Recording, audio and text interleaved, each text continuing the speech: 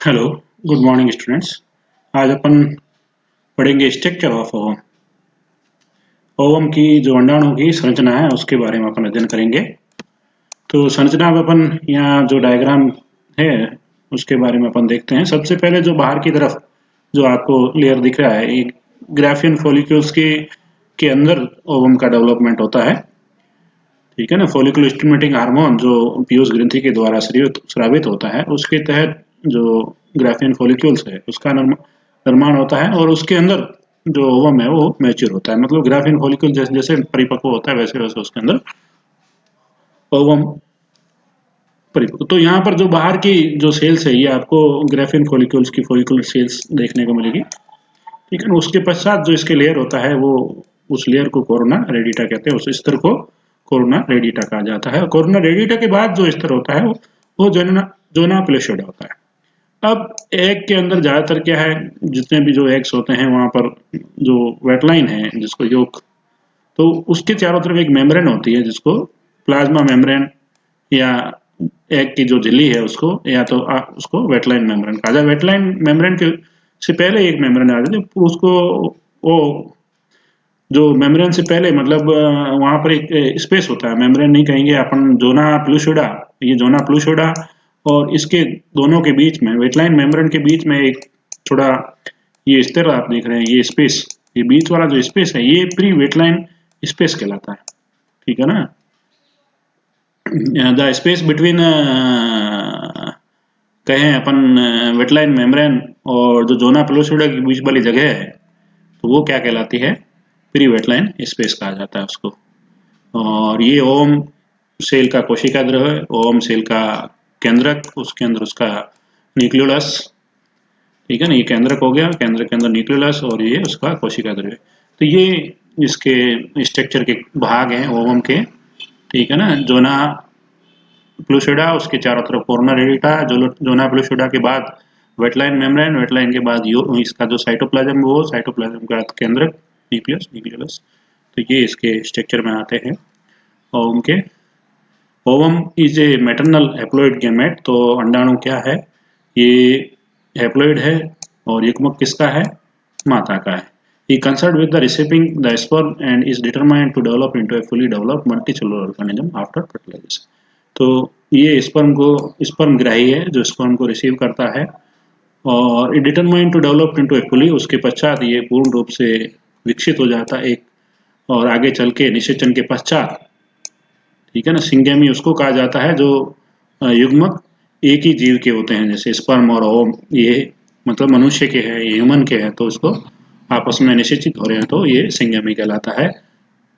ठीक है ना। पार्थोजेनेटिकली होते हैं बिना स्पर्म के निषेचन से, तो उसको पार्थोजेनेसिस कहा जाता है। It is generally with reserve food and it genetically program. तो इसके अंदर सामान्यतः अपन देखें तो इसके अंदर संग्रहित भोजन पाया जाता है, और इसका जो भी आगे जो ऑर्गेनाइजेशन होता है इट्स बेस्ड ऑन जेनेटिक्स। जो अनुवांशिक पदार्थ है उसके ऊपर निर्भर करता है। वो अनुवांशिक पदार्थ है वो आगे जितनी भी इंफॉर्मेशन है उसके ऑर्गन्स ऑर्गेनोजेनेसिस की और ट्रांसफॉर्मेशन की, वो सारी आनुवांशिक पदार्थ के ऊपर निर्भर करती है। आकारिक रूप से एन ओवम ये जनरली स्पेरिकल। ठीक है ना। अंडाणु को देखें तो गोलाकार होता है, नॉन मोटाइल होता है, जबकि जो स्पर्म होता है वो मोटाइल होता है। योग की साइटोप्लाज्म, योग पाया जाता है, and enclosed in a one or more egg involve. उसके चारों तरफ एक या एक से अधिक आवरण देखने को मिल सकते हैं। Size of ovum varies in different animals. तो उसका आकार का जो माप है वो हर एक जीवों के अंदर अलग अलग हो सकता है। Animal depends upon the amount of योग। योग की मात्रा कितनी है वो उसके ऊपर वेरी करती है। उस मात्रा के ऊपर उसका एग का जो साइज है वो वेरी करता है। Size of ovum varies from 10 to few centimetre, 10 से 50 सेंटीमीटर तक की हो सकता है।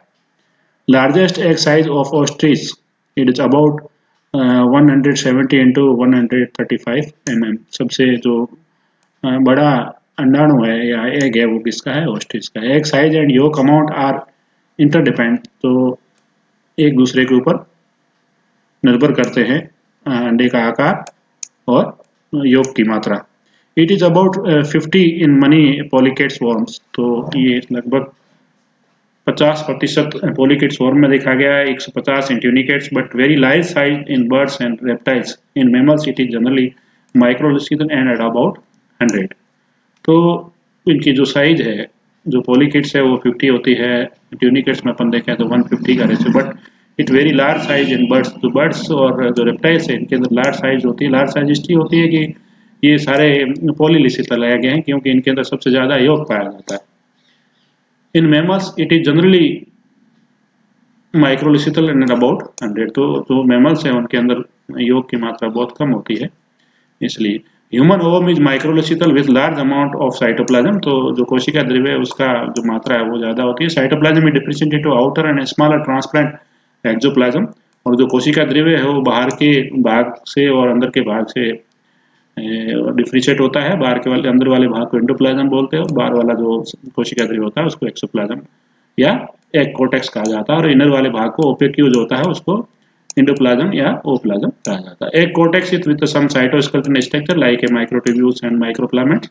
तो कोशिका द्रव्य का जो बाहर वाला भाग होता है उसके अंदर आपको इसके कोशिका कंकाल जो है वो उसके जो मॉलिक्यूल्स है वो देखने को मिलेंगे, माइक्रोट्यूब्यूल्स और microfilaments, pigments, granules and cortical granules, mucopolysaccharides, ये देखने को मिलेंगे। तो ये सारी चीजें जो है ये कोशिका द्रव्य का जो बाहर वाला भाग होता है जिसको एक्सोप्लाज्म कहते हैं उसके अंदर माइक्रोट्यूब्यूल, माइक्रोफिलामेंट्स, वर्णक के कण, कोर्टिकल ग्रेन्यूल्स और ऑफ मिकोपेलोसैकेराइड्स, तो ये देखने को मिलेंगे। जो अंदर वाला भाग है कोशिका द्रव्य का जिसको एंडोप्लाज्म कहा जा रहा है उसके अंदर सेल के organelles, informosomes, transfer RNA, histones, enzymes, ये मॉलिक्यूल्स जो कोशिका द्रव्य के बीच का भाग है, मध्य भाग है, उसके अंदर ये देखने को मिलेंगे। Nucleus of ovum is very large. तो जो ओवम का केंद्रक है वो बड़ा होता है। ब्लोटेड विथ न्यूक्लियोप्लाज्म, न्यूक्लियोप्लाज्म उसके अंदर पाया जाता है। इसका जर्मिनल वेसिकल, ठीक है ना, उसको जर्मिनल वेसिकल कहा जाता है। Nucleus is a eccentric in position, so human ovum is has a polarity.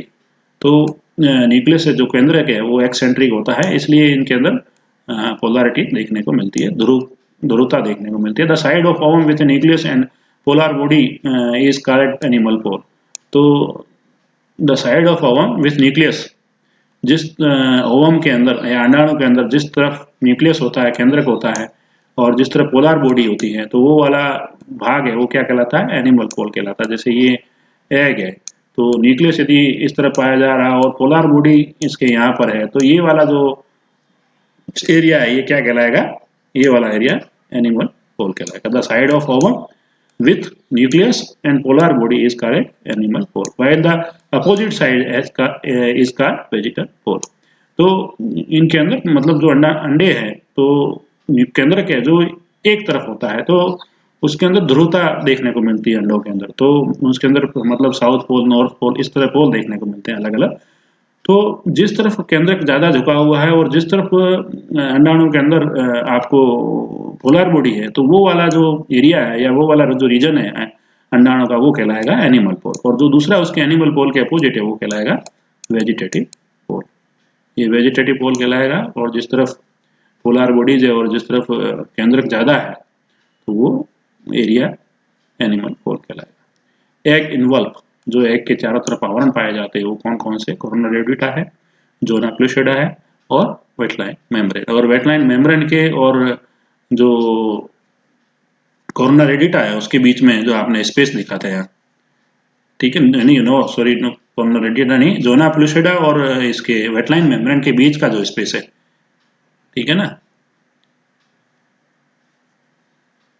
जोना प्लूसिडा और इस मेम्ब्रेन के जो बीच का स्पेस है उसको वेटलाइन, प्री वेटलाइन स्पेस कहा जाता है। तो साइटोप्लाज्म है, उसके चारों तरफ प्लाज्मा मेम्ब्रेन है, ठीक है ना, जिसको आप ठीक है ना, जिसको आप वेटलाइन मेम्ब्रेन भी कहते हैं।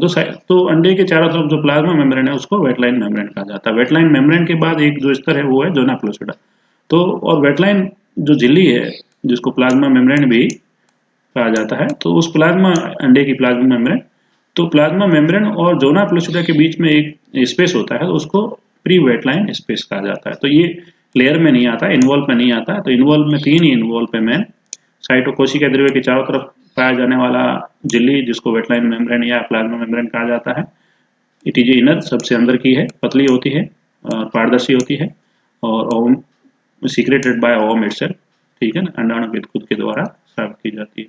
जोना प्लूसिडा जो वेटलाइन मेम्ब्रेन के बाद प्री वेटलाइन स्पेस होता है, उसके चारों तरफ एक जोना पेलुसिडा का स्तर पाया जाता है। इट इज ए मिडल, ये सबसे दोनों कोरोना रेडिएटा और वेटलाइन मेम्ब्रेन के बीच का स्तर है zona pellucida. It is a middle, thick है, ये थोड़ी मोटा होता है। ये भी पारदर्शी है, नॉन सेलुलर है, इसके अंदर कोशिकाएं नहीं है, ठीक है, अकोशिकीय। It is secreted by the partly by follicular cell and partly by oocytes. तो ये आधा जो फोलिकुलर कोशिकाएं हैं उनसे निर्मित होता है और आधा ओसाइट से निर्मित होता है। उसके बाद जो सबसे बाहर का स्तर है वो कोरोना रेडिएटा है। It is a outer thicker coat, सबसे बड़ा मोटा लेयर है, ठीक है ना, आउटर कोट है, इलोंगेटेड है, फोलिकुलर सेल इसके अंदर देखने को मिलती है। Between the vitelline membrane and zona pellucida there is a narrow vitelline vitelline space. तो ये भी अपने बात होगी। वेटलाइन मेम्ब्रेन और जेनो प्लूसिडा के बीच में एक स्पेस पाया जाता है जिसको प्री वेटलाइन स्पेस कहा जाता है, स्पेस कहा जाता है। तो ये बात होगी। नॉर्मली अपन कहें कि जो ओम है उसका संरचना कैसी होगी, तो वो है ओम के अंदर न्यूक्लियस होगा, ठीक है ना, न्यूक्लियस के अंदर न्यूक्लियस होगा। उसके बाद साइटोप्लाज्म है, साइटोप्लाज्म को दो भागों में विभक्त किया गया है, एक्सोप्लाज्म और एंडोप्लाज्म में। और जो और दूसरा क्या है कि अपन को इसके ओम के अंदर पोलैरिटी देखने को मिलती है। जिस तरफ न्यूक्लियस और पोलर बॉडी होते हैं तो वो वाला जो जोन है वो एनिमल जोन कहलाता है या एनिमल पोल कहलाता है, और जिस तरफ उसका जो अपोजिट वाला एरिया है वो वेजिटेटिव पोल कहलाता है। इसके तीनों, इनके चारों तरफ तीन मुख्य रूप से तीन झिल्लियां पाई जाती है। वेटलाइन मेम्ब्रेन जिसको प्लाज्मा मेम्ब्रेन कहते हैं, सबसे अंदर का भाग है, ठीक है ना, पतला होता है, पारदर्शी होता है, जो कि ओम के द्वारा ही स्रावित किया जाता है। उसके बाद जो बीच का मध्य भाग है वो दोनों से, एक ग्राफिन फॉलिकल से भी स्रावित किया जाता है और टू साइड्स भी उसको निर्माण में सहायक होता है, जो कि जोना प्लूसिडा, ये भी पतला होता है।